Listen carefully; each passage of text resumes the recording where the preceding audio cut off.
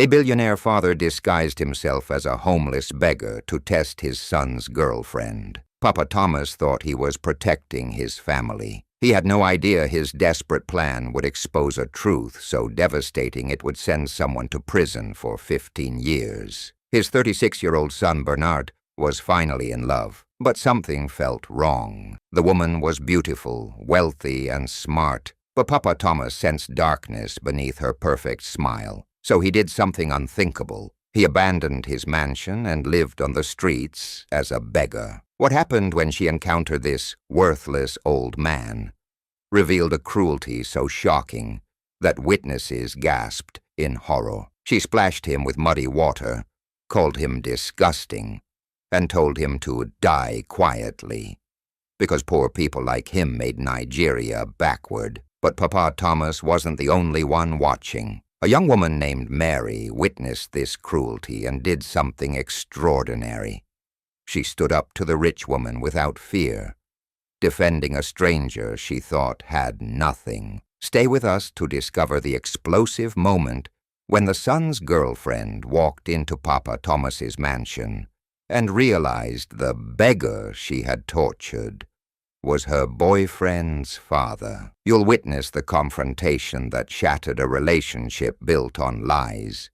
Meet the woman whose kindness in the face of wealth would change everything, and uncover the deadly revenge plot that nearly destroyed them all. Because this isn't just about a father testing his son's girlfriend. It's about discovering that true character is revealed not by how you treat the powerful, but how you treat those who can do nothing for you. The truth waiting in this story will challenge everything you believe about love, wealth, and what happens when kindness meets evil. The morning rain had transformed the bustling Nigerian city into a maze of muddy puddles and frustrated commuters. Steam rose from the wet asphalt as the sun fought to break through the gray clouds, creating an atmosphere thick with humidity and the distinctive scent of rain-soaked earth that every local knew so well. Papa Thomas sat quietly on a weathered wooden bench near the roadside, his appearance carefully crafted to blend into the background of urban poverty. His clothes, deliberately aged and worn, told a story of hardship that wasn't entirely fabricated. The irony wasn't lost on him that he, a man worth millions of naira, was voluntarily experiencing the daily reality of those he'd only observed from the comfort of his air-conditioned vehicles. This wasn't his first day on the streets.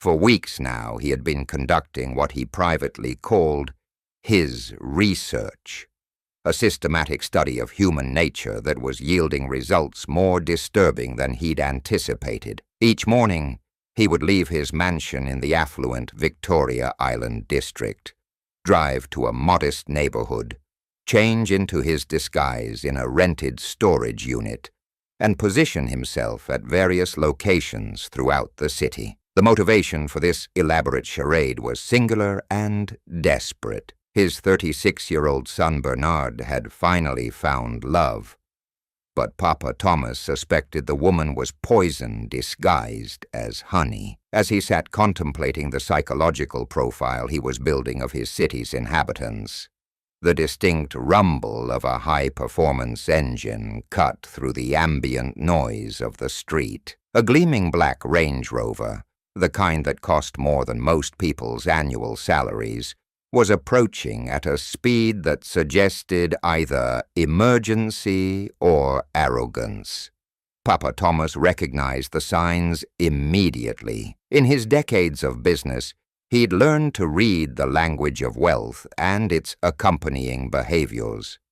This vehicle wasn't being driven by someone late for an important meeting. It was being driven by someone who believed the world should accommodate their schedule. The SUV hit the large puddle directly in front of his bench with the force of a small tsunami. The wave of muddy water that erupted was perfectly timed and positioned, as if the driver had aimed for maximum impact. The deluge soaked Papa Thomas from head to toe, the brown water seeping through his clothes and filling his worn slippers. For a moment, time seemed suspended. The elderly man gasped, instinctively raising his hands to wipe the muddy water from his face and eyes. His carefully maintained composure, the result of decades of business negotiations and high-stakes meetings, was tested as he processed what had just occurred. The crowd that had gathered to witness this spectacle held its collective breath. In Nigerian culture, respect for elders was not just encouraged. It was fundamental to the social fabric.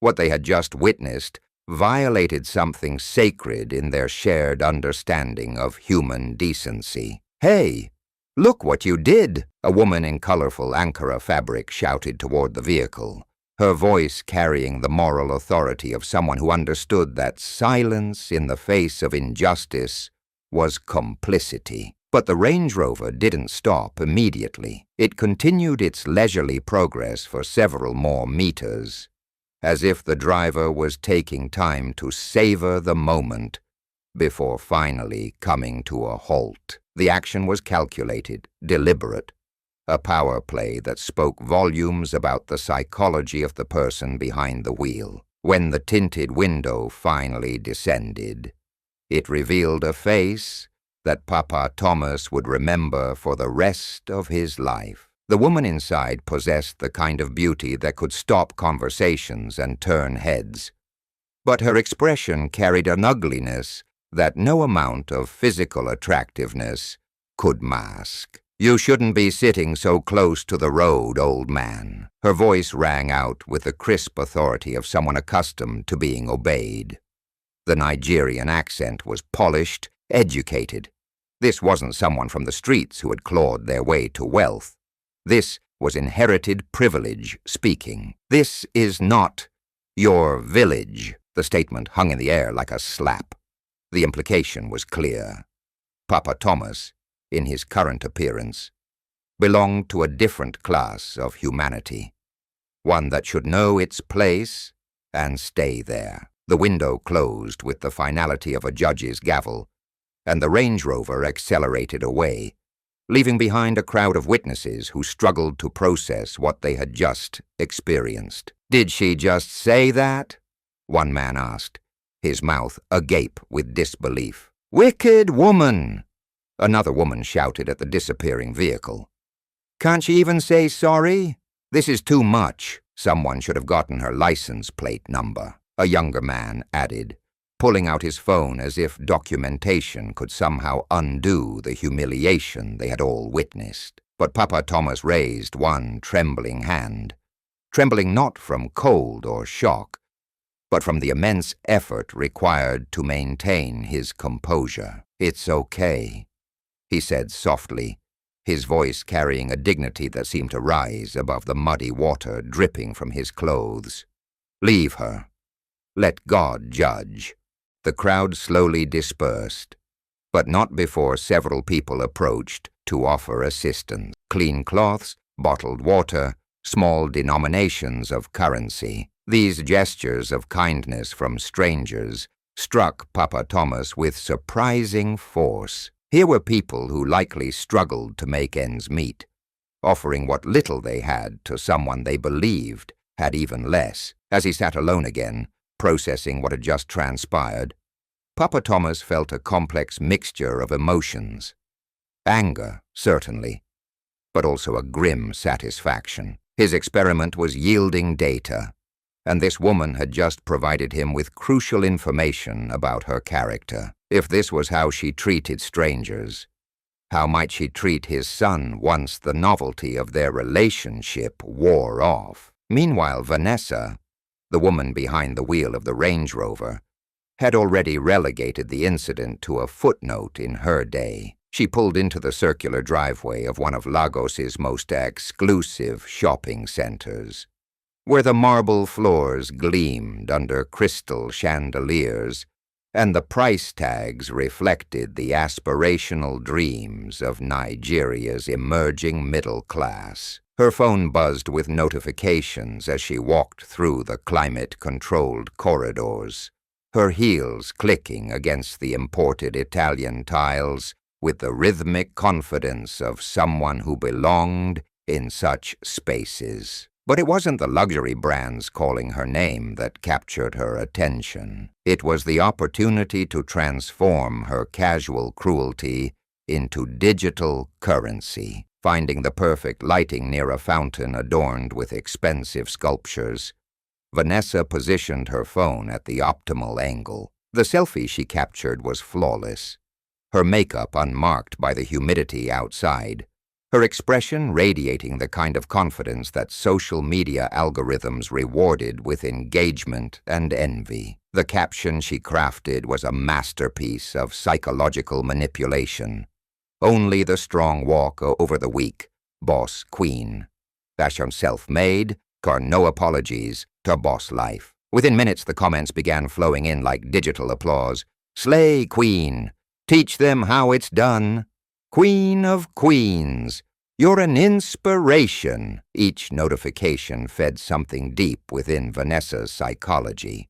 A hunger for validation that no amount of wealth seemed capable of satisfying. She had built her entire identity around the belief that power was demonstrated through dominance, that respect was earned through fear, and that kindness was a luxury only the weak could afford. This worldview hadn't developed overnight. Vanessa came from old money, the kind of generational wealth that insulated families from the consequences of their actions and created echo chambers where cruelty was reframed as being real and compassion was dismissed as being soft. Her parents had raised her to believe that their family's financial success proved their inherent superiority over others, and that maintaining this hierarchy required constant vigilance against those who might challenge it. But what Vanessa didn't understand, what her wealth and privilege had shielded her from learning, was that true power isn't demonstrated by how you treat those who can do nothing for you. Real strength is revealed in moments when you have the opportunity to show mercy and choose to exercise it. As she continued shopping, purchasing items she didn't need with money that represented no real sacrifice, Vanessa was blissfully unaware that she had just failed the most important test of her life. The old man she had humiliated wasn't just a random beggar. He was the father of the man she claimed to love, and her cruelty had been witnessed by eyes that would remember every detail. Papa Thomas arrived home that evening, his designer clothes exchanged for the simple garments of his experiment. The mansion that greeted him stood in stark contrast to the world he had inhabited for the past several hours. Imported marble, custom furniture, and artwork that represented more than most families would see in a lifetime. But the luxury felt hollow as he contemplated what he had learned about the woman his son intended to marry. Bernard was waiting in the living room, his tablet casting a blue glow across his concerned features. At 36, he possessed the kind of success that most men could only dream of. Multiple businesses, properties across Nigeria and abroad, investments that generated wealth while he slept. Yet despite all his achievements, he remained unmarried, a source of constant worry for his father. "Papa, what happened to your shirt?" Bernard asked, looking up from his device. "It looks like you had another bad day." Papa Thomas settled into his favorite chair, the same spot where he had made countless business decisions that had shaped their family's fortune. "Bernard," he said carefully, "I saw the most rude woman today." Bernard sighed, setting aside his tablet. This conversation had become a recurring theme in their household. "Papa, again, I don't know why you keep going out there. Why can't you stop this? You don't need to sit on the roadside or talk to random people. You live in a mansion now. You have everything you need." But Papa Thomas wasn't deterred. The incident had reinforced his conviction that his mission was necessary. "I will never stop, Bernard. Not until I find a good woman for you." "Papa, again with this?" Bernard's voice carried the exasperation of a conversation they'd had hundreds of times before. "Yes," Papa Thomas said firmly. "You're 36 years old already. You need a wife. You need someone who will build with you, not just enjoy what you have." Bernard rubbed his forehead, a gesture that had become automatic whenever this topic arose. "Papa, I have a girlfriend." The words hung in the air between them. Papa Thomas turned quickly, his businessman's instincts immediately alert. "You do?" "Yes. I've been seeing someone." "Then why didn't you tell me before now?" Bernard hesitated, choosing his words carefully. "I didn't want to rush things, but now that you're bringing it up again, I'll tell you." Papa Thomas leaned forward, his entire body language shifting into the focused attention he had once reserved for millionaire negotiations. "So who is she? Where is she from? What does she do?" "You will meet her soon. Don't worry. She's very beautiful." But Papa Thomas had spent decades reading people, and he could detect the subtle hesitation in his son's voice. "Beauty is not everything, my son." "I know, Papa, but there's a problem." "What problem?" Bernard took a deep breath, as if the next words required physical effort to speak. "She's rude, Papa. Very rude." The admission fell between them like a stone into still water. Papa Thomas leaned back, his mind immediately connecting dots that his son couldn't yet see. "She talks down to people." Bernard continued, the words coming faster now as if confession provided its own momentum. "She's proud. She thinks everyone is below her.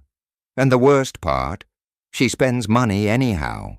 I give her money. She buys things she doesn't need. Expensive clothes, shoes, bags, all just to show off." Papa Thomas absorbed this information with the same analytical precision he had once applied to business intelligence. Every detail Bernard shared aligned perfectly with the character profile he had been building based on his street observations. "So, why are you still with her?" Papa Thomas asked, though he suspected he already knew the answer. Bernard looked away, his successful businessman facade cracking to reveal the uncertainty beneath. "I don't know. Maybe because she's beautiful. Maybe because I thought I could change her. She's smart too, and sometimes when she's calm, she's sweet. But when she gets angry or feels insulted, she becomes someone else." This was the heart of it, Papa Thomas realized. His son, brilliant in business, capable of managing complex enterprises, had fallen into one of humanity's oldest traps, believing that love could transform character. "Does she respect you?" Papa Thomas asked. "Sometimes." "Does she respect herself?" Bernard didn't answer, which was answer enough. Papa Thomas sighed deeply, feeling the weight of fatherly responsibility settle on his shoulders. "Bernard, listen to me. I've been watching women all my life. I know how they behave, even from how they walk and talk. You need a woman who will bring peace into your home, not noise. A woman who will help you grow, not waste what you have worked for." "I know, Papa. I know you're right." "Then bring her home. Let me see her with my own eyes. I want to talk to her. I want to look into her eyes. If I see humility, I will bless the union. If I see pride, I will tell you the truth, even if it hurts." Bernard nodded slowly, though Papa Thomas could see the reluctance in his son's posture. "Okay, Papa. I'll talk to her. Maybe she can come over this weekend." "Good," the old man said. "But don't tell her anything special. Let her come as she is. I want to meet her real self, not the one she puts on in public." Bernard chuckled, though there was no humor in it. "You want to surprise her?" "No," Papa Thomas said, with a calmness that carried decades of wisdom. "I want her to surprise herself." As Bernard stood to get a glass of water, Papa Thomas watched his son with quiet concern. He was proud of Bernard, his intelligence, his success, his fundamental kindness. But love, Papa Thomas knew from his own experience, could make even the wisest man blind. The conversation had confirmed his worst fears about his son's girlfriend, but it had also given him hope. If Bernard was already questioning her character, Perhaps there was still time to prevent a mistake that could haunt his son for the rest of his life. The next afternoon found Papa Thomas in a different location, but maintaining the same careful observation of human nature. He had positioned himself outside one of the city's largest supermarkets, a place where Nigeria's economic stratification was displayed in the parking lot. From beat-up motorcycles to luxury SUVs, with every social class represented in the spectrum between. His plastic bowl sat empty beside him, not as a request for charity but as a prop in his ongoing performance. He had learned that the presence of the bowl changed how people interacted with him. Some became more generous, others more dismissive, but all revealed something about their character in how they processed his apparent need. The sound that shattered the afternoon calm was unmistakable, the aggressive acceleration of a high-performance engine being used to make a statement, rather than simply transport its passenger. The black Range Rover that pulled up to the curb was the same vehicle from the previous day, its pristine condition a stark contrast to the humble surroundings. When Vanessa emerged from the vehicle, Papa Thomas felt his pulse quicken with a mixture of anticipation and dread. Here was an opportunity to gather more intelligence about the woman who might become his daughter-in-law, but it also meant subjecting himself to further humiliation. Vanessa spotted him immediately, her dark glasses doing nothing to hide the expression of disgust that crossed her features. She approached with the predatory confidence of someone who viewed confrontation as entertainment. "You again," she snapped, her voice cutting through the ambient noise of the busy street. "You, this old dirty, smelling man. Why do you keep disgracing your generation like this?" The words were delivered with surgical precision, designed to wound and humiliate. Papa Thomas remained silent, understanding that any response would only provide her with more ammunition. "Do you enjoy sitting here like a goat?" she continued, her voice rising as she warmed to her theme. "Poor people like you have no shame." The crowd that had begun to gather watched in horrified fascination. In Nigerian culture, the public humiliation of an elder wasn't just considered rude. It was approaching the sacred boundaries of cultural taboo. "Look at your clothes. Look at your face. Useless man." "Maybe you were cursed," Vanessa spat, her cruelty escalating with each passing moment. "You're the reason Nigeria is backward. You sit here waiting for help instead of dying quietly." The final insult was accompanied by a gesture so disrespectful that several witnesses gasped audibly. She spat near his feet, marking her contempt in a way that transcended mere words. But just as Papa Thomas braced himself for further humiliation, an unexpected voice cut through the toxic atmosphere. "Enough!" The word was spoken with quiet authority by a young woman who had emerged from the supermarket carrying 2 grocery bags. She was simply dressed, her appearance suggesting someone who worked for her money rather than inherited it. But her posture radiated a confidence that had nothing to do with wealth. Vanessa turned, her expression shifting from cruel satisfaction to irritated surprise. "Who are you?" "Someone who still has sense," Mary replied, her voice steady despite the obvious tension of the situation. Vanessa laughed, but it was the harsh sound of someone unused to being challenged, another poor rat trying to feel important. "You're insulting an old man for no reason," Mary said, stepping closer. "What did he do to you?" "He exists," Vanessa barked, her response revealing the depth of her contempt for anyone she perceived as beneath her station. "That's what he did. Poor dirty men like him shouldn't be outside." Mary's response cut to the heart of the matter. "He's old enough to be your father." "So?" Vanessa shouted, her composure beginning to crack under the unexpected resistance. "Is he my father? Look at him. Probably your father. You both look poor." But Mary was undeterred. "Yes, maybe he is, but at least he's not empty like you." The exchange escalated quickly, with Vanessa resorting to threats and displays of wealth, while Mary responded with observations about character that struck at the core of Vanessa's insecurities. "Do you know who I am? Do you know who my boyfriend is? I can get you arrested in 2 minutes."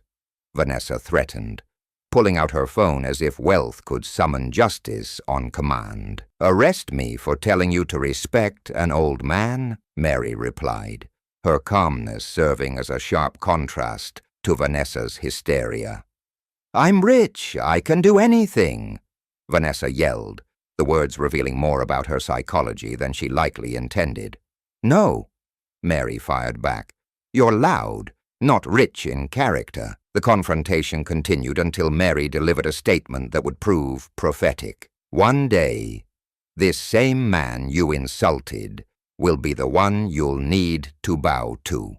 Vanessa's hands shook with rage as she absorbed this prediction. After a few more exchanges that only served to highlight the vast difference in their characters, she stormed back to her vehicle and sped away, leaving behind a crowd that had witnessed something significant.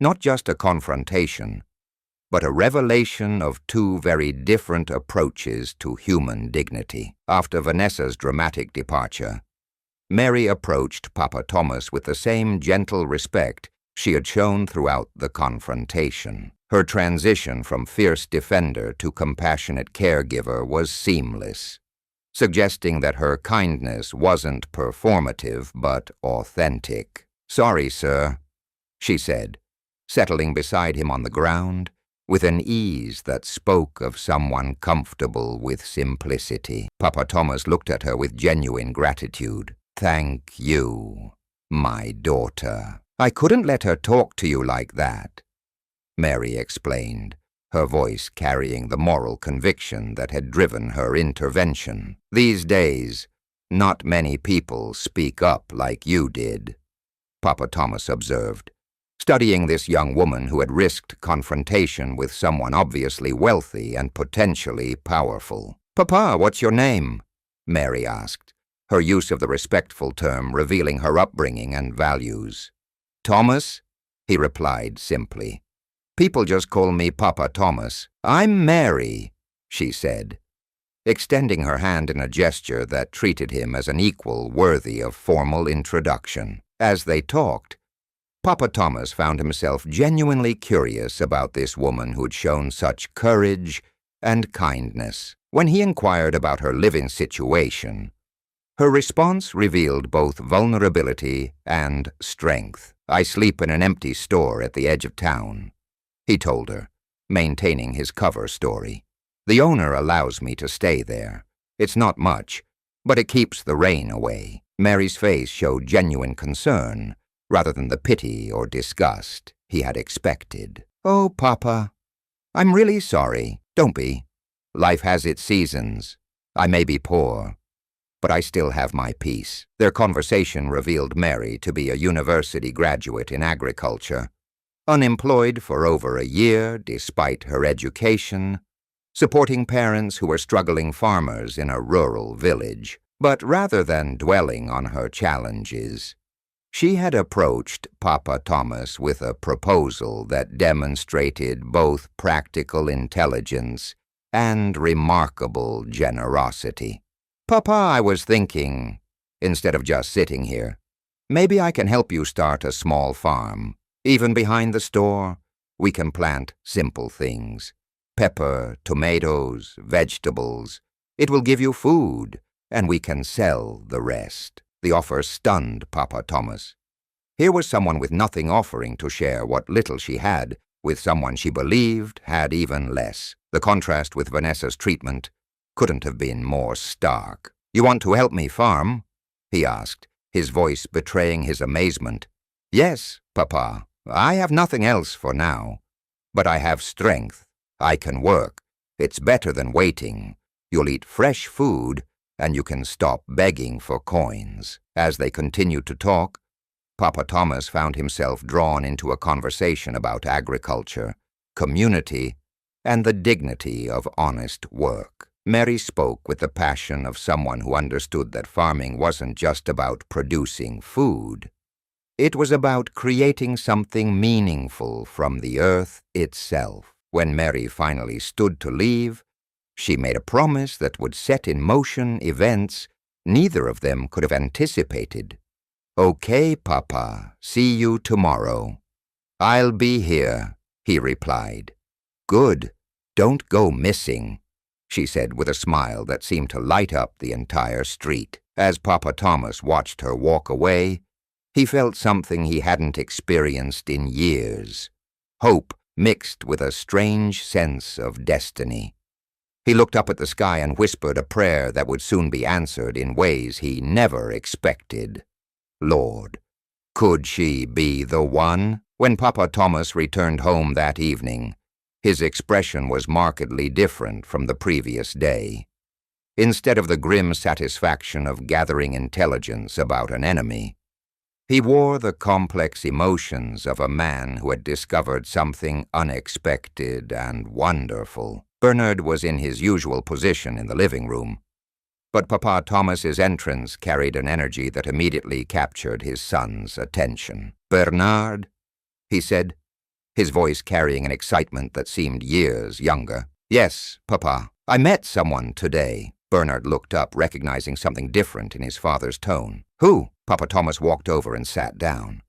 But instead of the tired settling of previous evenings, he moved with purpose. "Bernard, today I met the most beautiful and respectful, well-mannered woman I've ever seen in my life." Bernard raised his eyebrows, intrigued by his father's obvious enthusiasm. "Really?" "Yes. And I'm not talking about makeup or hair or fancy shoes. I'm talking about a heart, a clean heart, a woman with sense, dignity, and courage." As Papa Thomas recounted the events of the day, Bernard listened with growing interest. The story of Mary's intervention, her kindness, and her offer to help with farming painted a picture of someone fundamentally different from the women his father typically encountered in their social circles. "She came to sit with me," Papa Thomas continued. "She didn't rush, she didn't act proud. She just sat down and asked if I was okay, like I was someone who mattered." "What's her name?"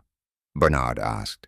"Mary?" The conversation continued with Papa Thomas describing Mary's background, her education, her unemployment, and most importantly, her character. But as he spoke, he found himself in an increasingly complex emotional position. On one hand, he was genuinely excited about Mary as a person, her kindness, her intelligence, her moral courage. On the other hand, he was acutely aware that he was deceiving her about his identity and circumstances. "You know, I've always wanted to go back to farming," Papa Thomas said, his voice carrying a wistfulness that surprised his son. "You told me to stop. You said I was old. But Bernard, that's where I find joy. That's where I feel alive." Bernard had heard this before, but tonight it carried a different weight. "Papa, we've talked about this. You don't need to farm anymore. You should rest. Enjoy your old age."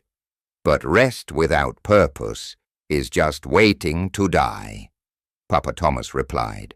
"Farming is not just about food to me. It's about peace, patience, and strength. My body may be old, but my spirit is still strong." The conversation revealed the deeper tension in their relationship. Bernard, in his love and concern for his father, had been trying to protect him from physical labor and the challenges of agriculture. But Papa Thomas saw farming not as a burden, but as a connection to something fundamental about life itself. "This girl Mary reminded me of the man I used to be," Papa Thomas continued. "She brought light into my heart today, and more than that, she gave me hope again." Bernard studied his father's face, recognizing an animation he hadn't seen in years. But the timing of this discovery created a complicated situation. "Papa," Bernard said casually, I didn't want to say this, but my girlfriend is coming tomorrow." The words hung between them, creating an instant tension. Papa Thomas leaned back, his expression shifting from enthusiasm to something harder to read. "And what do you want me to do with that information?" he asked, his tone carrying a sharpness that suggested his patience with Vanessa was already exhausted. "She wants to meet you." "That's none of my business," Papa Thomas said bluntly, "because today I met a woman who made me forget that rudeness still exists. A girl who respected me without knowing who I was. Your girlfriend might be coming tomorrow, but today I already met the kind of woman this world needs." The contrast was stark and intentional. Papa Thomas was drawing a line between the woman who had shown him kindness and the one who had shown him cruelty, though Bernard didn't yet understand the full implications of that comparison. "Let me tell you something," Papa Thomas continued, his voice taking on the tone of someone imparting hard-won wisdom. "When I was young, I wanted to marry the most beautiful girl in my village. My mother warned me. I didn't listen. That girl had the face of an angel but the tongue of a lion. She almost killed my soul." Bernard listened intently as his father shared this rarely discussed chapter of his past. "What happened?" Bernard asked. "She left me, and it was the best thing that ever happened to me. That was when I met your mother. She wasn't the most beautiful, but her heart was clean. Her hands were hard-working, and her love built our family." The story served as both warning and guidance, though Papa Thomas was careful not to make the comparison too explicit. "So you're saying Mary is—" Bernard began. "I'm not saying anything yet," Papa Thomas interrupted. "All I'm saying is, don't bring me noise tomorrow and expect me to smile, because I already saw peace today." The conversation ended with an understanding that would soon be tested in ways neither man could anticipate. Papa Thomas had set the stage for a confrontation that would reveal truths about character, deception, and the complex nature of love itself. The next morning arrived with the weight of anticipated drama. Papa Thomas had risen early, taken his customary bath, and dressed in his simple but clean clothes. He sat in the living room, his external calm masking the storm of emotions within. His thoughts kept returning to Mary, her genuine kindness, her offer to help with farming, her fearless defense of someone she believed to be defenseless. The contrast with what he expected from Vanessa's visit was so stark, it felt like comparing sunlight to shadow. "Papa," Bernard said, entering the room with obvious nervousness. "She's on her way." Papa Thomas looked straight ahead, his posture radiating the kind of stillness that comes before significant action. "Let her come." Minutes later, the distinctive sound of the Range Rover entering their compound announced Vanessa's arrival. Papa Thomas didn't move from his position, though every muscle in his body was alert. The door opened and high heels clicked against the marble floor, with the rhythmic confidence of someone entering what they believed to be their domain. Vanessa walked in carrying multiple handbags, her appearance meticulously crafted to impress. "This place is nice," she said, her voice carrying approval tinged with the kind of judgment that suggested she was mentally cataloging the value of everything she saw. "Not as modern as mine, but still okay." Then her eyes landed on the old man sitting calmly on the couch. The transformation in her expression was instantaneous and devastating. Her confident smile vanished, replaced by a look of horror that seemed to drain the color from her face. Papa Thomas looked up at her with the same calm dignity he had maintained during both their previous encounters. "Papa, this is—" Bernard began, but his father's voice cut through the introduction with surgical precision. "I know who she is. Vanessa's lips moved soundlessly for a moment before she managed to whisper, "You?" "Yes," Papa Thomas replied, his voice carrying the weight of judgment that had been building for days. "We've met before, twice." Bernard looked between them, confusion evident on his face. "Wait, you know my father?" Vanessa's composure cracked completely. I didn't know he was your father." "You didn't need to," Papa Thomas said, rising slowly from his chair. "You only needed to show respect." The room filled with a tension so thick it seemed to have physical weight. Bernard's face was changing as understanding began to dawn, though he didn't yet grasp the full scope of what was unfolding. "Is this true?" Bernard asked, his voice carrying a dangerous quiet. Papa Thomas turned to his son, his expression grave. "This is the same woman who splashed mud on me by the roadside and called me names. She told me I was useless. She mocked my poverty. She did it again at the supermarket yesterday." The words fell between them like stones, each one carrying the weight of witnessed cruelty. Bernard's face underwent a transformation that Vanessa watched with growing terror. "You insulted an old man in public? Twice?" Bernard's voice was barely controlled. "I thought he was a beggar," Vanessa said, her voice rising with desperation. "He is a human being," Bernard replied, his tone carrying a finality that made Vanessa step backward. "Even if he was a beggar, is that how to treat people?" But Papa Thomas wasn't finished.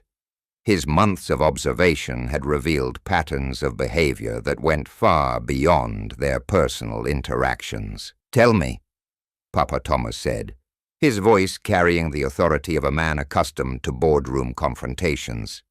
"If you had known who I was, would you have behaved better?" "Yes," Vanessa said softly, the admission revealing the conditional nature of her respect. "Then you are not truly kind," Papa Thomas replied with devastating clarity, "because real kindness does not depend on who is watching." The statement hung in the air like a judgment that could not be appealed. Bernard was breathing hard, his eyes sharp with disappointment and anger. "You told me you were bold," Bernard said to Vanessa, his voice carrying the weight of shattered illusions. "You said you loved me." "I do," she whispered. "No," Bernard replied with finality. "You love yourself, because the woman who loves me will respect my father." Vanessa's last desperate attempt at salvage involved falling to her knees and begging for forgiveness. But Papa Thomas's response revealed the deeper wisdom of someone who understood the difference between remorse and regret. "Forgiveness is easy," he said quietly, "but trust is not.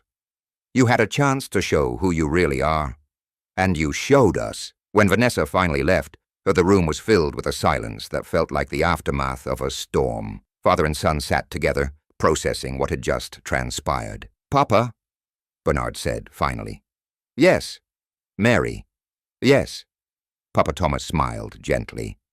"She's coming to see me at the supermarket tomorrow." The convergence of events had revealed truths that would reshape their understanding of love, character, and the complex relationship between wealth and worth. The next morning found Bernard driving through the city with no particular destination, his mind churning with the revelations of the previous day. The woman he had thought he loved had revealed herself to be exactly what his father had suspected: cruel, superficial, and fundamentally lacking in the character necessary for a true partnership.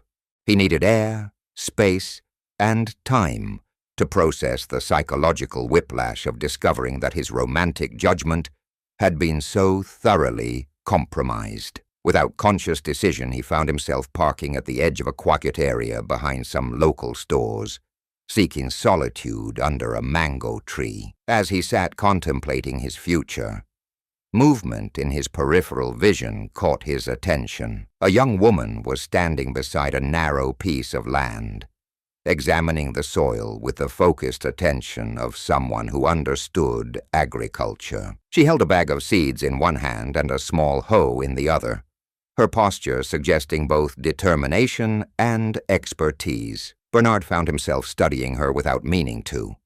She was dressed simply.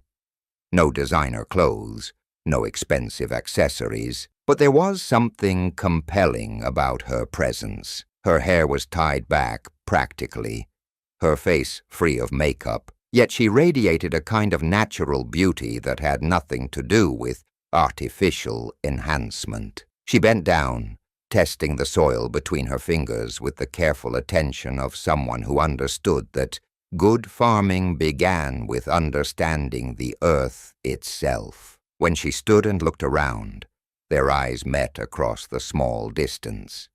"Good morning," she called out with a smile that seemed to transform the entire atmosphere. "Good morning," Bernard replied, struck by the warmth in her voice. She walked closer, her approach friendly but respectful. "Are you from around here?" "No, just passing by." "Needed a break," Bernard said, finding himself curious about this woman who seemed so comfortable in such humble surroundings. She nodded understandingly. "Me too." "Well, not really a break. I'm planning to start a small farm here." Bernard looked at the modest plot of land, then back at her. "You? A farm?" She laughed, the sound carrying genuine amusement rather than offense. "Yes. Why not? Most young ladies I know won't touch a hoe, let alone start a farm," Bernard admitted, thinking of the women in his usual social circles. "I'm not like most ladies," she replied with quiet confidence. "I studied agriculture in school. No job yet. But I have hands and a strong back." Bernard was impressed by her directness and lack of self-pity. "That's rare." She dropped her bag and extended her hand. "I'm Mary." "Bernard," he replied, shaking her hand and noting the calluses that spoke of actual work rather than manicured privilege. They both smiled, and she sat on a nearby rock. "I'm trying to help an old man," she explained. "He has no real home. He's kind and wise. Reminds me of my father." Bernard's heart skipped a beat, though he couldn't yet understand why. "Really?" "Yes. I met him yesterday. He was being insulted by a woman. I couldn't keep quiet, so I stood up for him." The words hit Bernard like a physical blow. His father had mentioned a woman named Mary who had defended him, but Bernard had never imagined, after the drama, "I found out he doesn't beg for money." Mary continued, unaware of the impact her words were having. "He just sits quietly, watching the world. So I told him I'll help him start a small farm. At least that way he can eat fresh food and feel useful." Bernard stared at her, his mind racing to process this impossible coincidence. Here was the woman his father had praised so highly, the one who had shown kindness to a stranger, the one who had offered to help with farming, and she was here, in front of him, planning to fulfill that promise. "I wish more people thought like you," he said, his voice carrying more emotion than he intended. She laughed again. "We're out here, just hidden. You live nearby?" "No. I take the bus from the other side of town. It's not easy, but I can't stay home doing nothing." Bernard nodded, his admiration growing with every word she spoke. Here was someone who faced unemployment and poverty with dignity and action rather than bitterness and complaint. "I admire that," he said sincerely. She looked at him curiously. "What do you do?" Bernard hesitated. His wealth and status suddenly felt like barriers rather than assets. "Business," he said finally. "Ah, business. The favorite Nigerian word," she said with a knowing smile that made them both laugh. "I won't ask too many questions," she continued. "You look like someone with a lot on his mind." The observation was accurate and kindly made. "You're right." She stood, brushing dirt from her hands. "I need to plant these seeds before the sun gets too hot." Bernard stood with her, making a decision that would change everything. "Can I help?" She raised an eyebrow, looking at his clean shoes and obviously expensive shirt. "You? With your clean shoes and soft hands?" "I can learn," he said, meaning it completely. She smiled, and it was like watching the sun break through clouds. "All right, let's start with okra." And just like that, two people from completely different worlds found themselves working side by side in the earth, neither knowing that they were about to become part of a story that would redefine everything they thought they knew about love, family, and the surprising ways that destiny arranges itself. Late that afternoon, Papa Thomas sat at his usual spot near the supermarket, his thoughts a complex mixture of anticipation and reflection. The events of the morning, Vanessa's exposed cruelty and her subsequent dismissal from their lives, had left him feeling both vindicated and emotionally drained. But his thoughts kept returning to Mary, the young woman who had shown him kindness when she believed he had nothing to offer in return. Her promise to return, her offer to help with farming, her fundamental decency, all of it stood in stark contrast to the ugliness he had witnessed from Vanessa. "Papa," the cheerful voice pulled him from his contemplation. Mary was walking toward him with a small basket in her hand, her approach radiating the same warmth that had impressed him during their first encounter. She reached him and sat down gently beside him, her manner suggesting that sitting with an apparently homeless man was the most natural thing in the world. "I brought you something," she said, offering him the basket. "What is it?" he asked, touched by her thoughtfulness. "Just some fresh vegetables and boiled groundnuts. It's not much." Papa Thomas opened the basket and smiled at the simple but nourishing contents. "It's everything. Thank you, my daughter. May God bless your hands." "Amen, Papa." Mary laughed, her joy infectious. They sat quietly for a moment, comfortable in each other's presence in a way that suggested a deepening friendship despite their brief acquaintance. "Papa, I have good news," Mary said, leaning closer with excitement. His eyes brightened. "Tell me, I found land." "You did?" he asked, genuinely surprised by her efficiency. "Yes, it belongs to my uncle. I told him what I wanted to do, and he said I can use part of it for farming. It's a small space, but it's enough to start with okra and vegetables." "Ah, this is good. So when are we going?" Mary smiled widely, her enthusiasm evident. "Tomorrow morning, if you are ready." But Papa Thomas paused, his expression becoming more serious. The moment of truth was approaching, the time when he would have to reveal his deception and hope that Mary would understand his motivations. "No," he said gently, "we can't go to the farm tomorrow." Mary looked confused, her excitement faltering.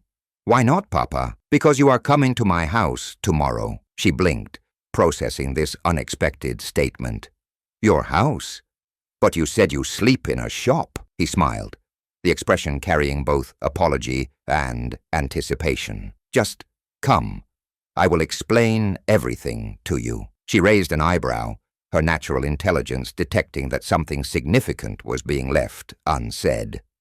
"Papa, are you hiding something?" "I'm hiding peace," he said with gentle humor. "You will understand tomorrow." She laughed, though her curiosity was clearly piqued.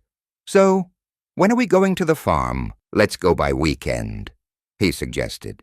"Okay, but Papa, you're full of surprises." He reached into his pocket and handed her a small piece of paper. "That's the address.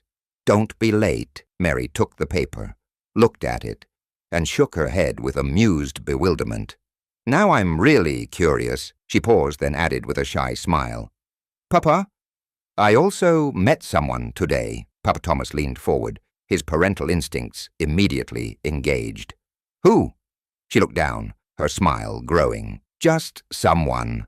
A man. He's very handsome. I like him. He's kind, very humble." The old man's eyes widened with interest. "Who could that be? I want to see him. My daughter." Mary laughed, waving off his concern. "No, Papa, it's not like that. We're just friends for now." "Still," Papa Thomas said with mock seriousness, "I'm your second father now.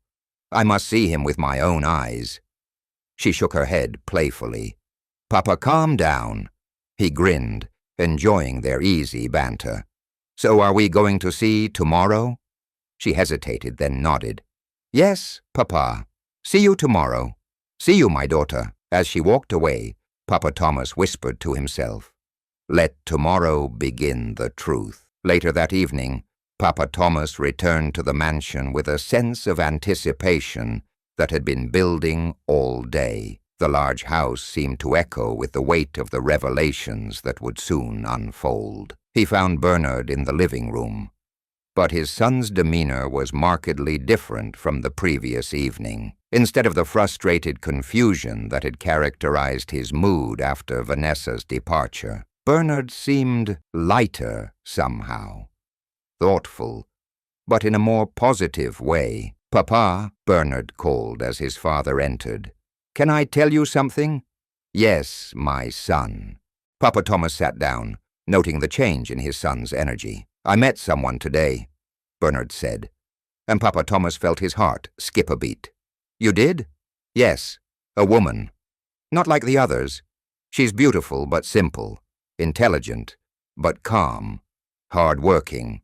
She was farming under the sun." Papa Thomas leaned forward, hardly daring to hope. "What's her name?" "Mary." The single word hung in the air between them, carrying the weight of destiny and the strange, wonderful ways that life sometimes arranges itself. Papa Thomas closed his eyes briefly, overwhelmed by the perfection of this moment. "She's the first woman that has ever made me want to sit and listen without rushing," Bernard continued, his voice carrying a wonder that his father recognized. "There's something about her, Papa. Something real." Papa Thomas managed to keep his voice steady. "I would like to meet her." "You will," Bernard replied eagerly. "Very soon," the old man said, smiling at the beautiful irony of the situation. Bernard leaned back, his expression thoughtful. "Papa, I think I understand now what you meant about character versus beauty. Mary has both, but it's her heart that makes her truly beautiful." Papa Thomas nodded, his own heart full. "Tomorrow," he whispered to himself, "you'll meet her in the most unexpected way." The next morning, Mary stood before a large black gate, clutching her simple handbag and studying the address Papa Thomas had given her. The contrast between what she had expected and what she was seeing was so stark that she wondered if she had made a mistake. "This place is too fine," she whispered to herself, looking up at the imposing entrance. "Is this really where Papa Thomas lives?" A security guard emerged from a smaller gate beside the main entrance, his professional demeanor suggesting that this was indeed a place of some importance. "Yes, can I help you?" he asked politely. Mary nodded, though her confidence was wavering. "I'm here to see Papa Thomas. He gave me this address yesterday." The guard looked her over, taking in her simple dress, her modest appearance, her obvious nervousness, then said, "Wait here," as he disappeared back inside. Mary's mind raced with possibilities. Perhaps Papa Thomas worked here as a gardener or security guard.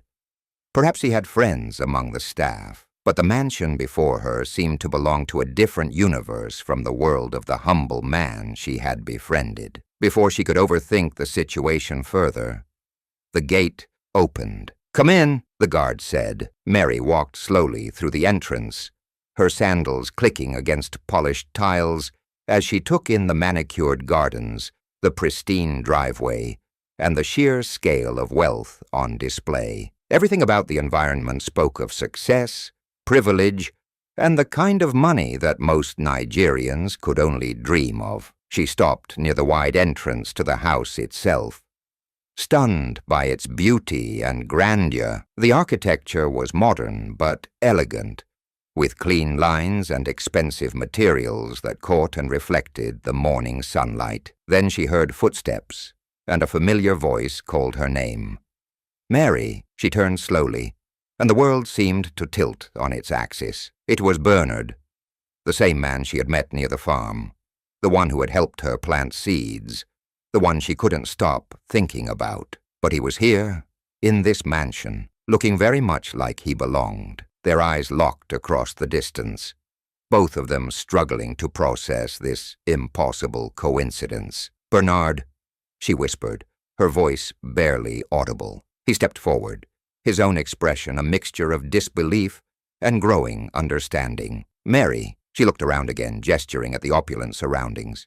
"You live here?" Before he could answer, another voice came from behind him, a voice she knew well, but had never expected to hear in this context. "My daughter." She looked past Bernard and saw Papa Thomas walking out of the living room.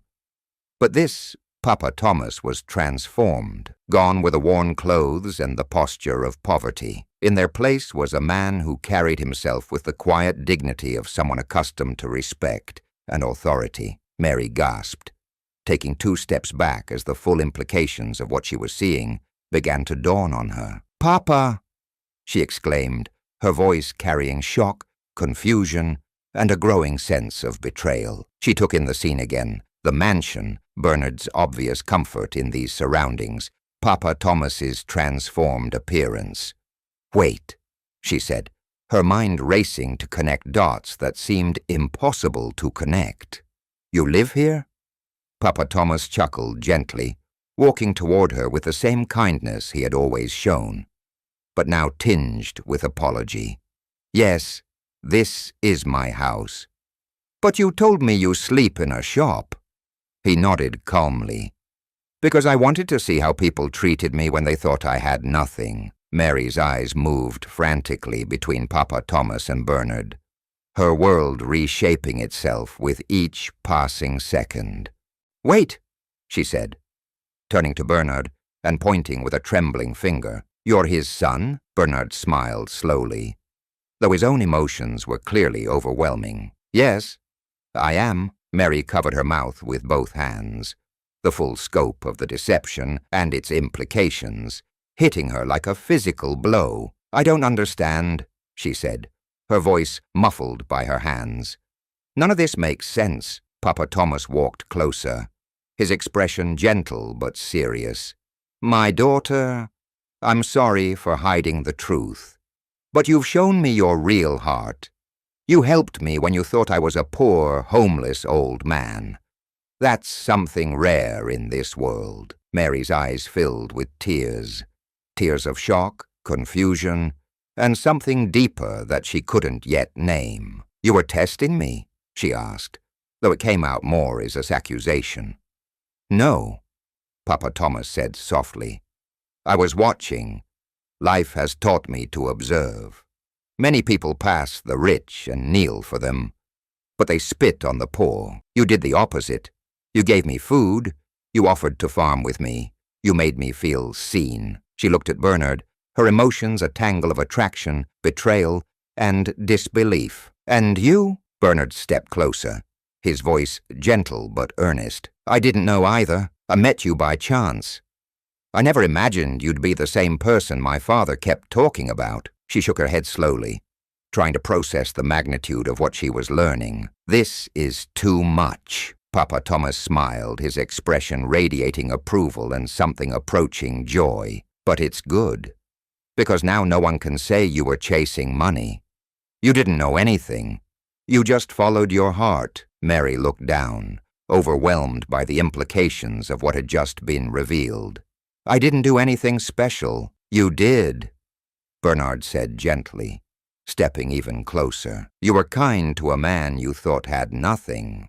That's rare and powerful." The silence that followed was heavy with emotion and possibility. Finally, Papa Thomas broke it with words that would change everything.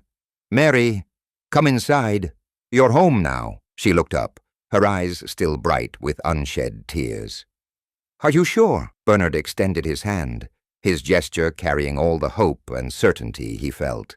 "Yes, please." She took his hand, and together they walked into the house, not as strangers meeting by chance, but as two people whose destinies had been woven together by circumstances that seemed too perfect to be accidental.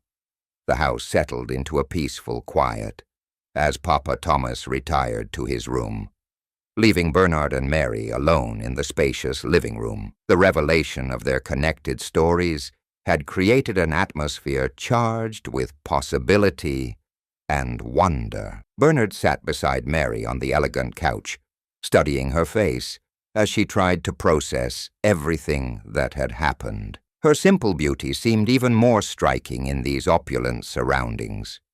But what moved him most was the way she had handled the shock of discovering his true identity, with grace, dignity, and without a trace of the calculated behavior he had grown accustomed to from women who learned about his wealth. "Mary," he said gently, his voice carrying a seriousness that made her look directly at him. "I don't want to waste time." She turned to face him fully, her eyes still showing traces of the emotional overwhelm from the morning's revelations. "I know we just met," he continued, "but I feel something strong, something I've never felt before." Mary listened intently, her heart racing as she sensed the direction of his words. "I love you," Bernard said with crystal clarity, the words carrying the weight of absolute certainty.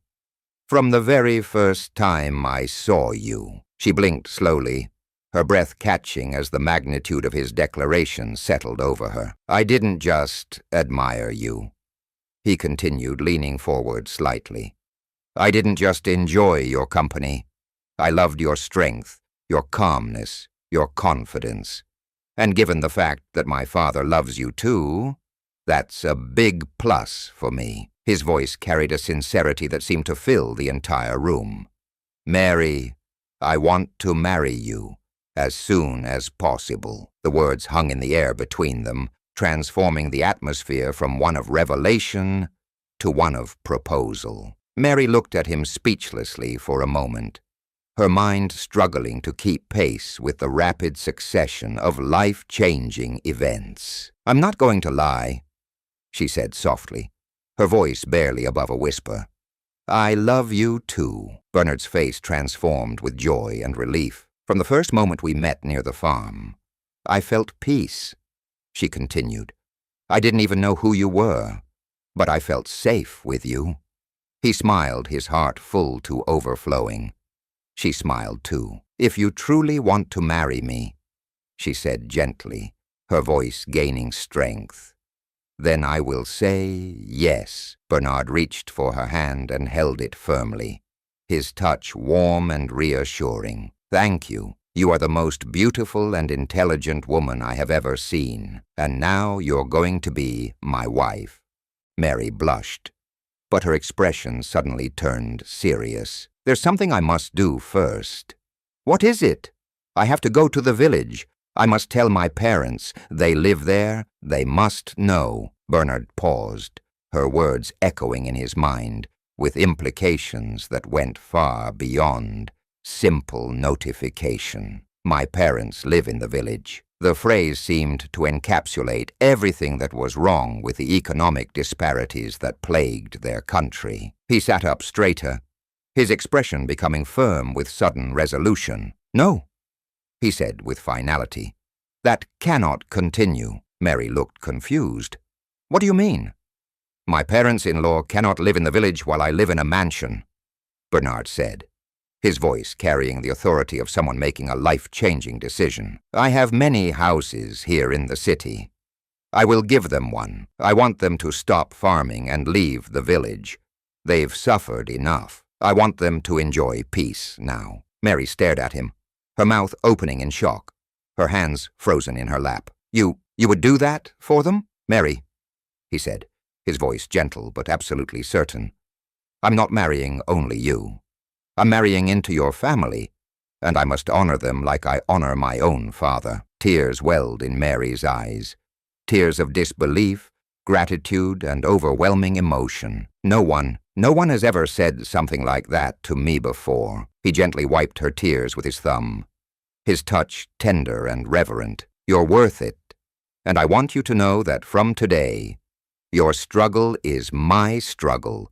Your joy is my joy." News of Bernard's engagement spread through Lagos's social circles, with the speed that only truly shocking information can achieve. In a city where wealth was often displayed through strategic marriages to other wealthy families, Bernard's choice to marry a simple village girl created ripples of surprise, admiration, and in some quarters, jealous rage.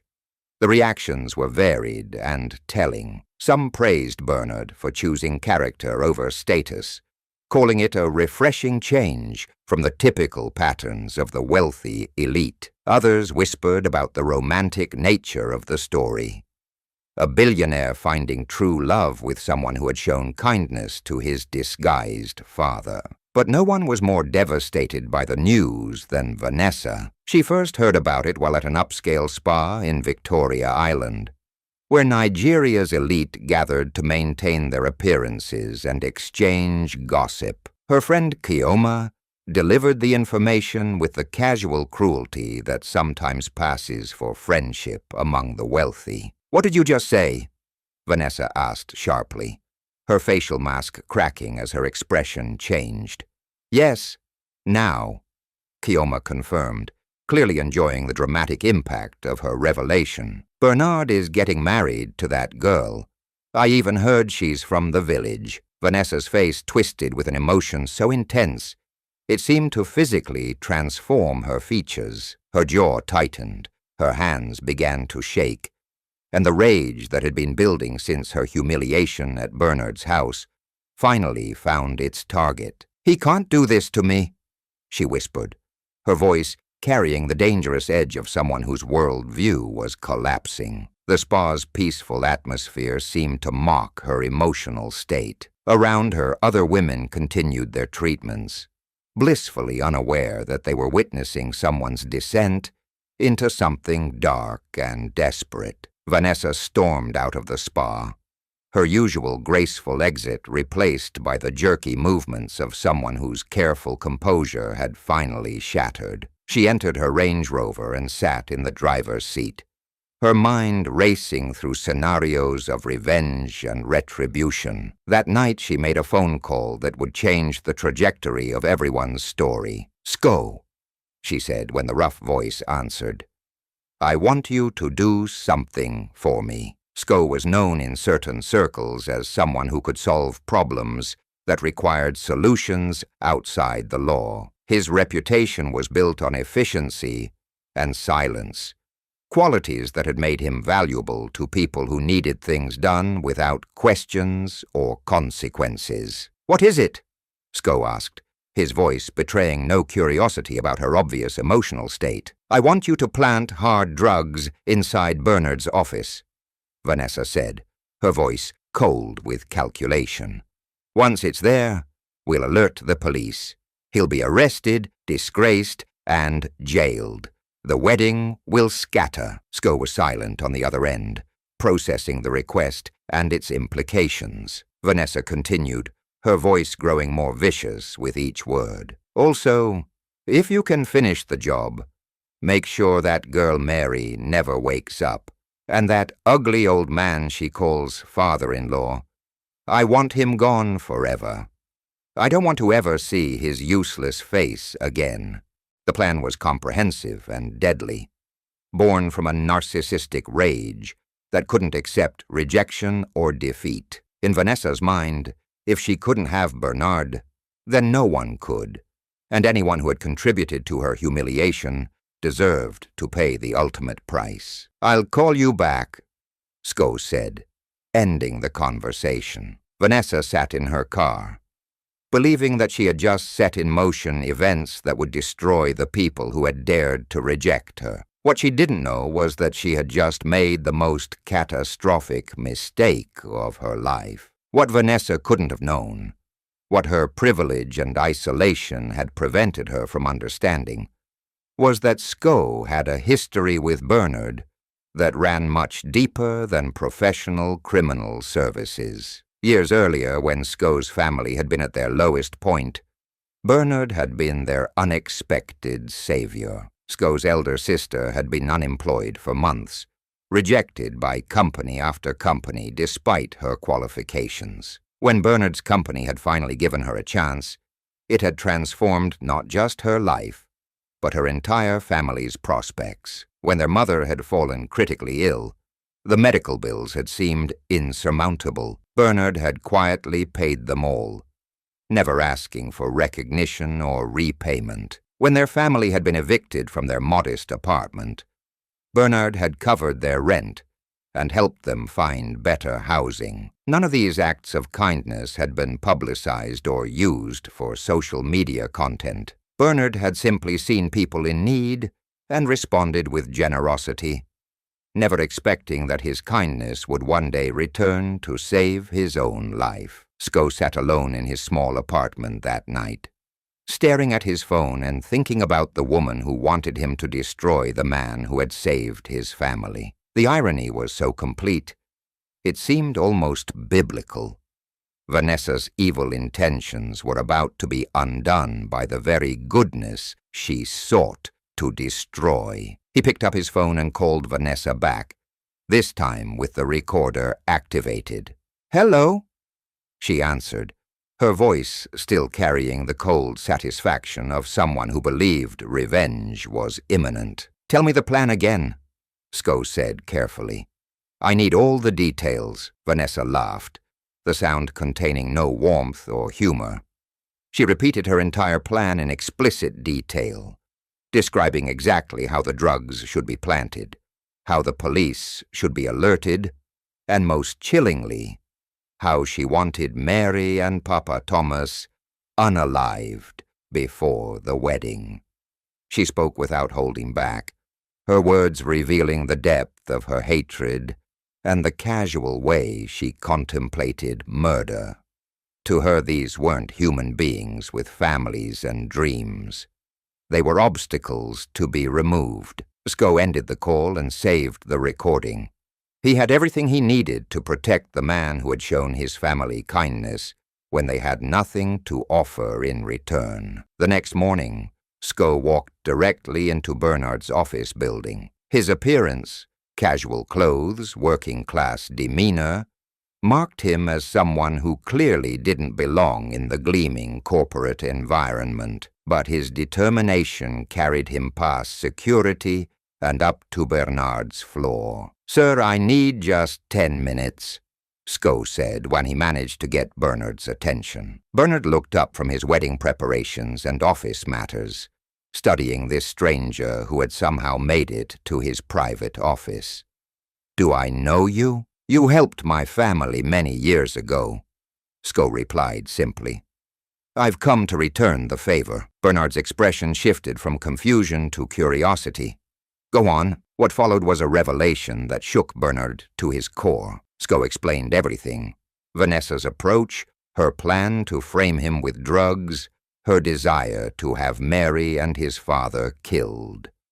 But most damning of all was the voice recording, which Sko played on speaker. As Bernard listened to Vanessa's voice, clearly plotting his downfall and wishing death on the people he loved most, his face underwent a transformation. The woman he had once thought he loved was revealed to be capable of casual murder, driven by a narcissistic rage that knew no boundaries. When the recording ended, Bernard leaned back in his chair and covered his face with his hands.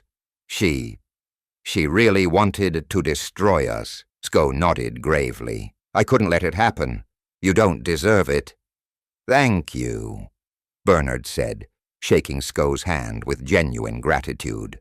"You've saved us." Within hours, the wheels of justice were in motion. The police, armed with Vanessa's recorded confession, moved swiftly to arrest her before she could implement any part of her deadly plan. They found her at a luxury restaurant in Ikoyi, showing off new clothes to friends and reveling in what she believed was her impending victory. The arrest was swift and public, her screams of outrage and protestation echoing through the upscale establishment as she was led away in handcuffs. "What is the meaning of this?" she shouted, her composure completely shattered. "Do you know who I am?" "You're under arrest for attempted murder, conspiracy, and drug framing," One officer replied with professional detachment. Her trial was swift and decisive. Despite her attempts to claim innocence, the voice recording provided irrefutable evidence of her intentions. When her own voice filled the courtroom, clearly stating her desire to have Mary and Papa Thomas killed, the gasps from the gallery seemed to echo the moral shock of everyone present. "I didn't mean it," she sobbed, her designer dress now seeming like a costume for a role she could no longer play. "I was angry. I was drunk. It's the devil." But the judge's response was swift and unforgiving. "The devil did not force you to speak. You planned evil, and you would have succeeded if not for one honest man." Vanessa was sentenced to 15 years in prison with no option for bail. Her wealth, her beauty, her social connections, none of it could protect her from the consequences of her own malice. Back at the mansion, when Bernard told Mary about Vanessa's plot and its resolution, she was shocked, but profoundly grateful. "That could have been the end of us," she whispered, understanding how close they had come to tragedy. Bernard held her close. "But it's not, because good people still exist. People like Sko, people like you." That weekend, they traveled together to Mary's village, a journey that would mark the beginning of a transformation that went far beyond their personal story. Mary's parents lived in a modest mud brick house with a corrugated iron roof, surrounded by the small plot of land they had farmed for decades. When Bernard knelt before them in the traditional gesture of respect, asking for their daughter's hand in marriage, their initial shock was soon replaced by overwhelming joy. But Bernard's next words transformed joy into something approaching disbelief. "From today I want you to leave the village," he said gently but firmly. "Come live in the city. I have a house ready for you. You've worked too hard.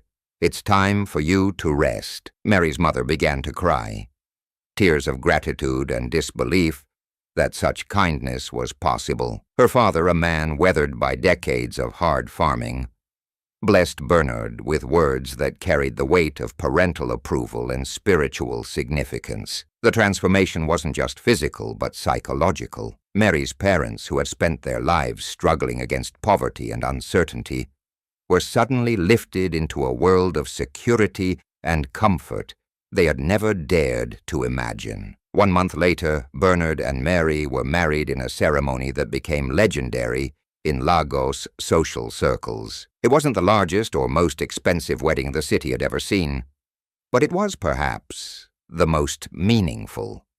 The guest list included people from every stratum of society, business leaders and farmers, wealthy socialites, and the security guards who had watched Bernard grow up, academics and artisans. Papa Thomas had insisted that the celebration reflect the truth that real worth isn't determined by bank account balances, but by character and kindness. Mary's transformation from unemployed graduate to billionaire's wife would have been fairy tale perfect if not for the depth of character that had made the story possible. She didn't simply marry into wealth. She brought to the family a perspective and values that enriched everyone around her. After the wedding, Bernard and Mary flew quietly to their honeymoon destination, a beautiful beach resort where they could finally process the extraordinary journey that had brought them together. "I still can't believe this is real,"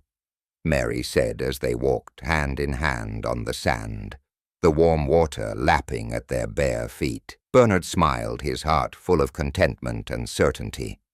"It's real, and it's forever." Their conversation was interrupted by the sound of laughter from other couples on the beach, but as they looked around at the paradise surrounding them, they understood that their true fortune wasn't the luxury resort or the expensive honeymoon. Their real treasure was the love they had found through honesty, tested through deception, and proven through adversity. 6 months after their wedding, Mary's long-held dream of farming finally came to fruition, but in ways she had never imagined. Using her agricultural expertise and Bernard's resources, they established a foundation that provided farming education and resources to unemployed graduates throughout Nigeria. The foundation's first project was a model farm just outside Lagos, where young people could learn sustainable farming techniques while earning a living wage. Mary served as the director, her passion for agriculture finally finding the platform it deserved.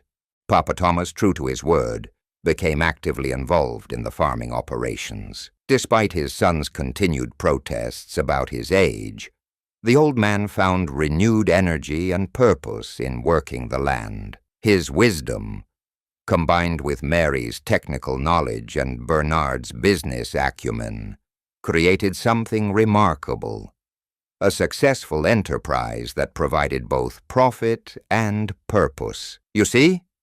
Papa Thomas said to his son one afternoon, as they watched Mary explaining composting techniques to a group of eager students. "Farming isn't just about food.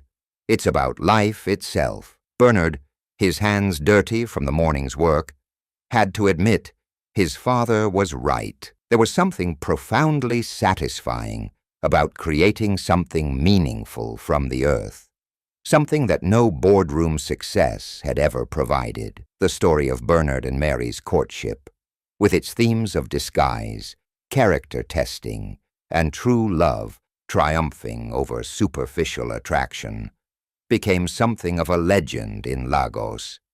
But its impact went far beyond entertainment value. Young people began to reconsider their priorities in relationships, placing greater emphasis on character over wealth, kindness over status symbols.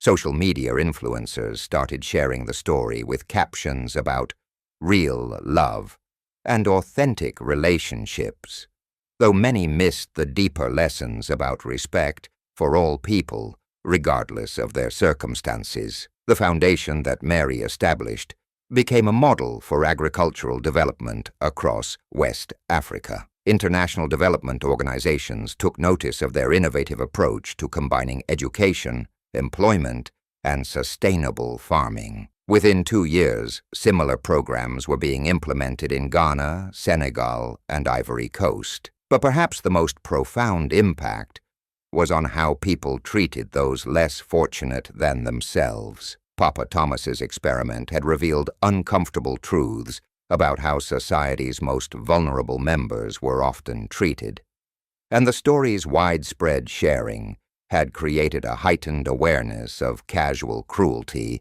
disguised as social superiority. Restaurants began training their staff to treat all customers with equal respect. Shopping centers implemented policies against discriminating based on appearance. Even luxury car dealerships, inspired by the story's themes, started programs to ensure that all potential customers received professional treatment regardless of how they dressed. Meanwhile, in prison, Vanessa was undergoing her own transformation, though one born of necessity rather than genuine enlightenment. The woman who had once believed that wealth and beauty placed her above consequences was learning that prison recognized no such hierarchy. Her cellmates were women from all walks of life, many of whom had committed crimes driven by desperation rather than privilege. They had little patience for Vanessa's initial attempts to maintain her superior attitude, and she quickly learned that survival required adaptation. The prison's rehabilitation programs included mandatory community service, where inmates worked on projects that benefited society. Vanessa found herself assigned to a program that prepared meals for homeless shelters. Ironic, given her previous treatment of those she perceived as beneath her station. Slowly, painfully, she began to understand the humanity of people she had previously dismissed. The elderly woman who sorted donated clothes had once been a university professor. The young man who organized food distributions was working toward a law degree through correspondence courses. The homeless individuals who received the meals had stories of job loss, medical bankruptcy, and family tragedy that revealed the thin line between stability and destitution. It would take years, but eventually Vanessa would emerge from prison as a fundamentally different person, humbled, empathetic, and committed to using whatever remained of her privilege to help rather than harm others. But that transformation was still far in the future. 5 years after their wedding, Bernard and Mary welcomed their first child, a daughter they named Grace, in honor of the unexpected blessing their love had brought to so many lives. Papa Thomas, now a doting grandfather, insisted that Grace spend time on the Foundation's farms from an early age.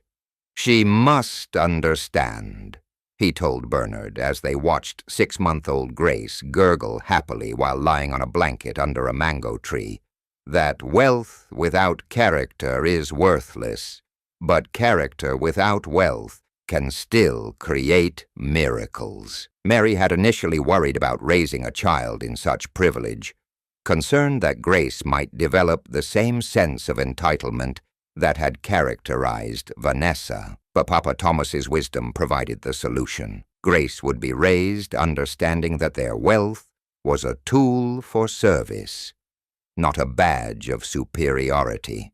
By age 3, Grace was helping, in her own small way, with planting seeds and feeding chickens.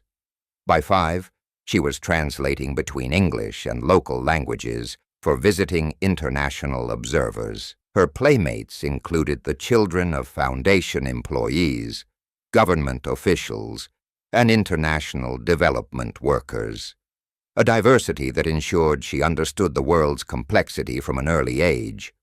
The Foundation had grown into an empire of social good, with programs spanning education, agriculture, microfinance, and healthcare. Mary served as CEO, her agricultural background having evolved into expertise in rural development.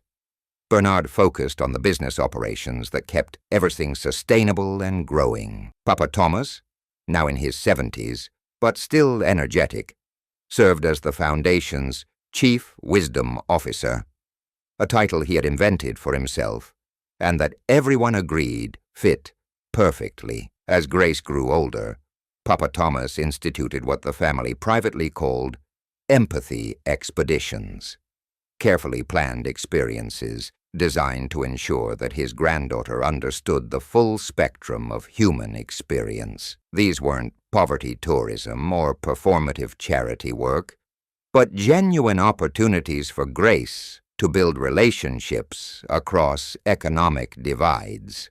She tutored younger children at the Foundation schools, helped elderly residents at nursing homes the Foundation supported, and participated in disaster relief efforts when floods or other emergencies affected Nigeria's most vulnerable communities. One day, when Grace was 8 years old, she asked her grandfather a question that revealed how deeply she had absorbed the family's values. "Grandpapa," she said as they worked together in the Foundation's demonstration garden, "why did that woman Vanessa treat you badly when you were pretending to be poor?" Papa Thomas paused in his weeding, considering how to explain complex human psychology to a child. "Some people believe that having money makes them better than others," he said carefully.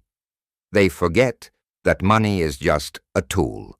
What matters is how we use it and how we treat other people." "But you have money, and you don't treat people badly," Grace observed with the logic of childhood. "That's because your grandmother, my wife, your father's mother, taught me that our worth comes from our actions, not our possessions," Papa Thomas replied. "And your parents understand this too.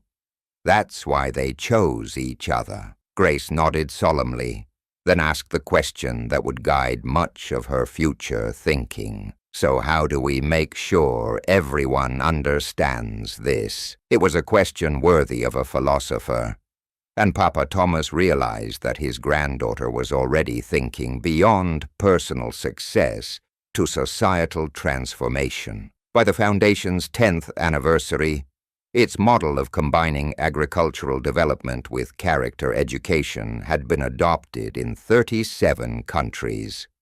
The United Nations had recognized Mary as a special envoy for rural development, and Bernard had been invited to speak at the World Economic Forum about sustainable business practices.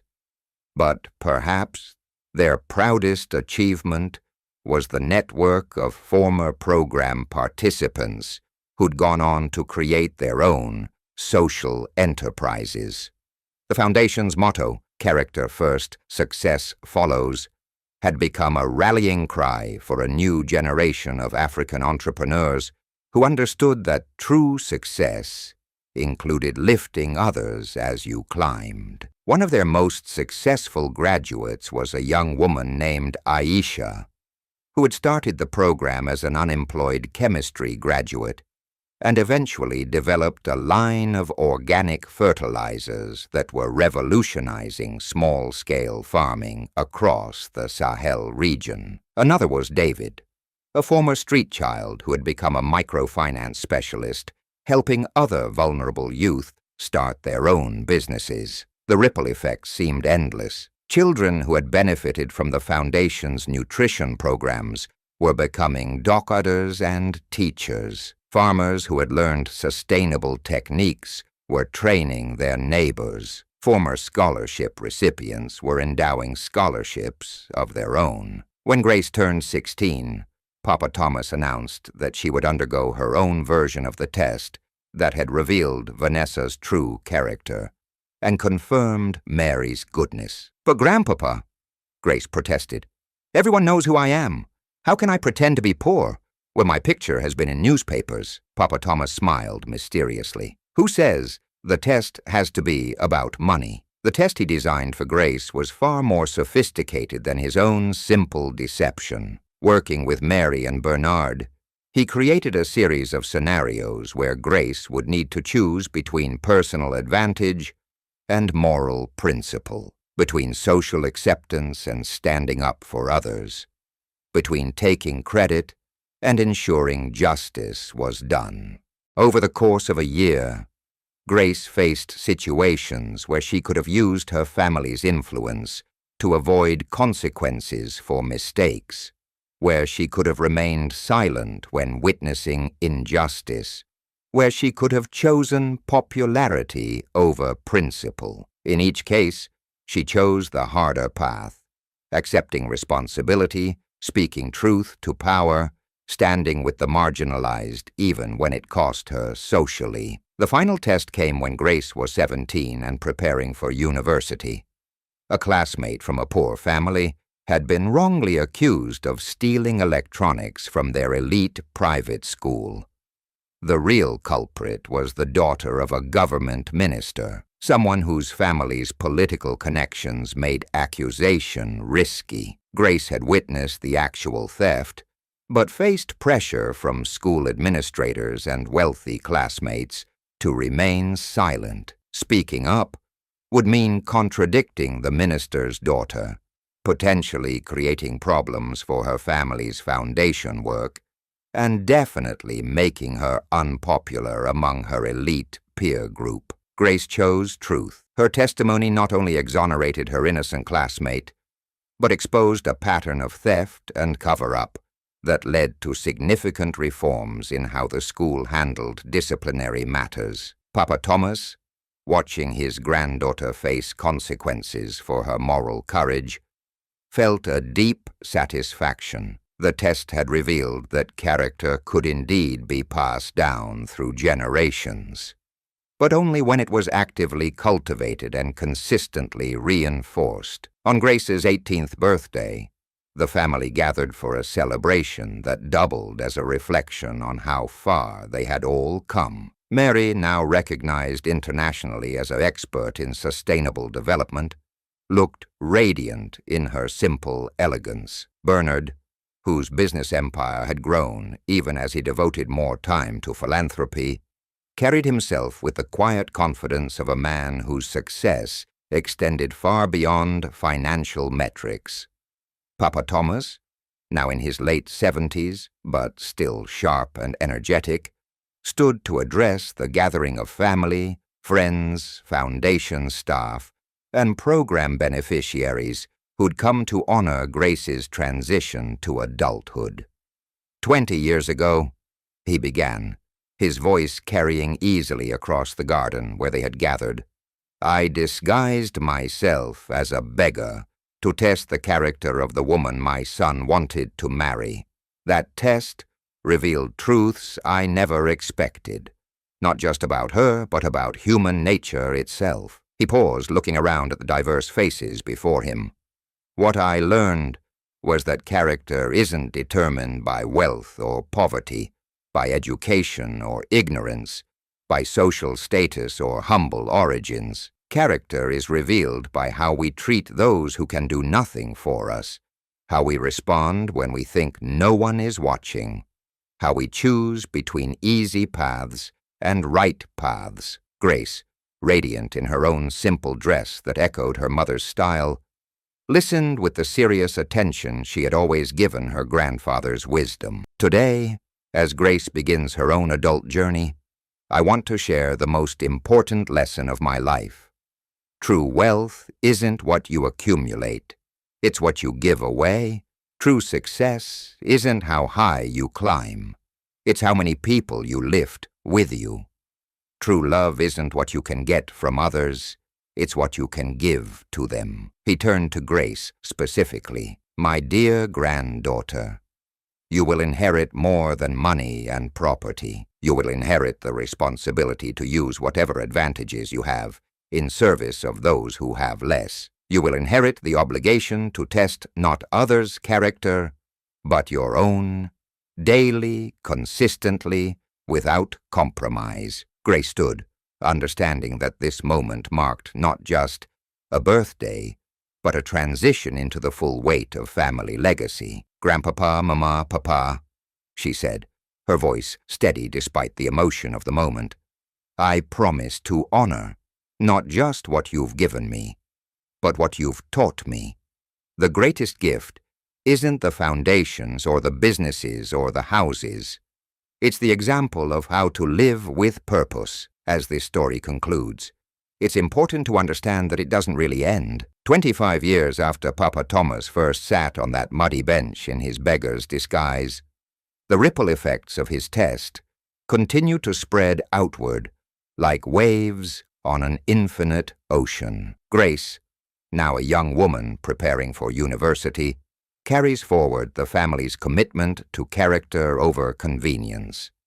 She will study international development at Oxford, but she will return to Nigeria to expand the Foundation's work across the African continent. Mary continues to innovate in sustainable agriculture, her work now influencing policy at the highest levels of government and international organizations. Her journey from unemployed graduate to global change-maker serves as inspiration for young people across the developing world.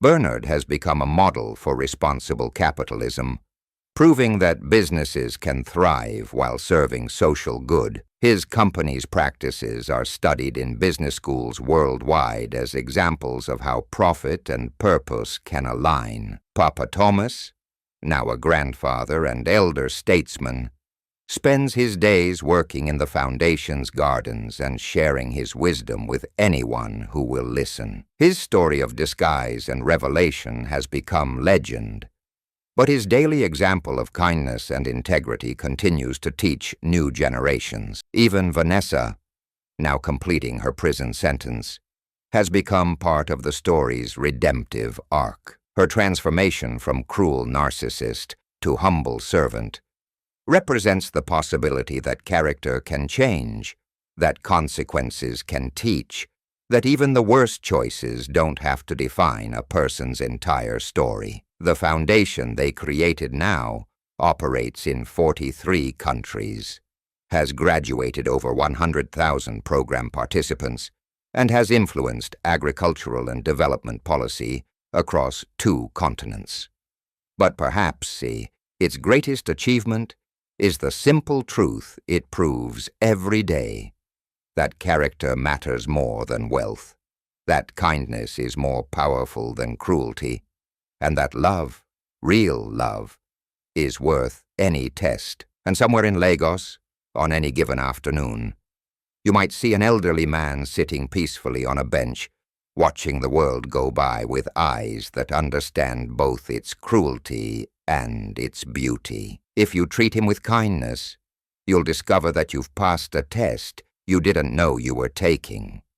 If you treat him with contempt, you'll fail an opportunity you didn't know you were being given, because the test never really ends. Every day, in every interaction, we choose who we are. Every moment presents us with the opportunity to reveal our character through our choices. And every person we meet is both judge and jury in the courtroom of human decency. The story of Papa Thomas and his family reminds us that in a world obsessed with accumulating wealth and status, the most valuable currency remains unchanged. How we treat each other when we think it doesn't matter, it always matters. The end. Dear readers, what lessons did you take away from this dramatic tale? In a world where social media often rewards cruelty disguised as keeping it real, where wealth is frequently equated with worth, and where kindness is sometimes seen as weakness, this story challenges us to reconsider our values. How do you treat people who can do nothing for you? How do you respond when you think no one is watching? What would your character reveal if you were tested in disguise? The most powerful transformation isn't from poverty to wealth. It's from selfishness to service, from cruelty to kindness, from taking to giving. Papa Thomas's test revealed that true nobility has nothing to do with bank accounts, and everything to do with how we choose to treat fellow human beings. Share this story with someone who needs to remember that character is the only currency that truly matters. And remember, you never know when you're being tested.